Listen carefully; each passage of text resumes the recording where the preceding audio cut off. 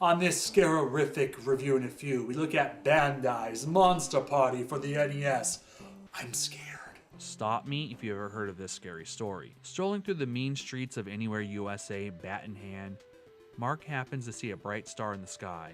He watches it and doesn't notice it keeps getting closer and bigger. The star lands right in front of him and happens to be a gargoyle alien monster. Mark, being a menace to society, isn't afraid to speak to the monster. Mark finds out that the monster's name is Bert. Mark, being unimpressed by Bert, asks what any 4th or 5th grade boy would ask any monster he just met. What's up? Bert reveals that he is searching for help because evil monsters in his world are causing trouble. Bert, sensing that Mark might actually be scarier than the evil monsters on his home world, asks Mark to help fight. Mark doesn't want to get involved. He thinks of a lie quick and says, I'm afraid to fight evil monsters. Bert doesn't care who or what fights monsters, practically kidnaps Mark, leaving him with words of encouragement. My planet is dangerous. But hey, don't worry. We can fuse together like the alien symbiote Venom or Carnage from Marvel Comics. This is how Mark's journey began in Monster Party. Troubled youth, symbiotic kidnapping warrior aliens, chaos-causing creatures. This is Monster Party on the NES. The title screen starts off the zaniness that you, the player, are about to partake. Several bosses dance across the slime-covered screen. Right off the gate, you can tell this is going to be an interesting ride. The opening scene for round 1 has skeletons drowned in blood. Oh boy, this is going to get scary. Then the actual level starts and you're thrown off a bit. It's sort of happy. The blocks are smiling. Everything seems somewhat normal and happy in the planet until you come across the giant cactus. The screen starts to freak out and the world changes from happy to grotesque. The music changes too from upbeat to slow down and menacing. Now this is more horror-like. Mark can hit projectiles back at enemies with his bat. By beating up enemies, you might get hearts for health. Sometimes it's just random. Other times, enemies like this snake are programmed to give you a heart after being destroyed. They do respawn, so it's easy to fill up on hearts. Monster Party plays both homage and spoof to certain horror tropes and iconic movie villains, like this Audrey 2 inspired boss, which starts off the fight by saying, Hello, baby. You knock back Bubbles at the plant until you defeat it, and get a question mark. This gives you points. Mark finds pills that confuse him into Bert. That's right. He finds pills on a strange monster planet that transforms him into a monster. Say no to drugs, kiddies. Don't be like Mark. As Bert, you can shoot projectiles, plus Bert can fly. The downside of transforming into Bert, that's only temporary. It's only until the drug wears off. Bert will start to flash and the alarm music will begin when you're about to transform back into that Men's Society Mark.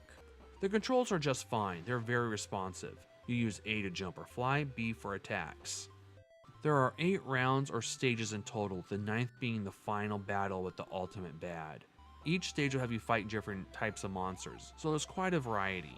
Mark's bat is useful most of the time, but having Bert to fight bosses is the best solution for most boss fights. They get taken out easier with Bert.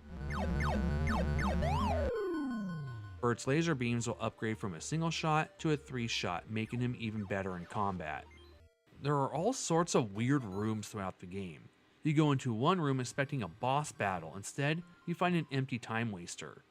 Some are just as mystifying, like in one room, Mark goes into it and a monster tells him, Sorry, I'm dead. I'm sorry you're dead too? The goal of each stage is to find a key in order to exit the stage and go on to the next. To get the key, first you have to defeat bosses. That's right, some stages have multiple bosses. You can't skip them either or you won't get the key. The music for boss fights is intense. You feel the urgency and sort of feel rushed.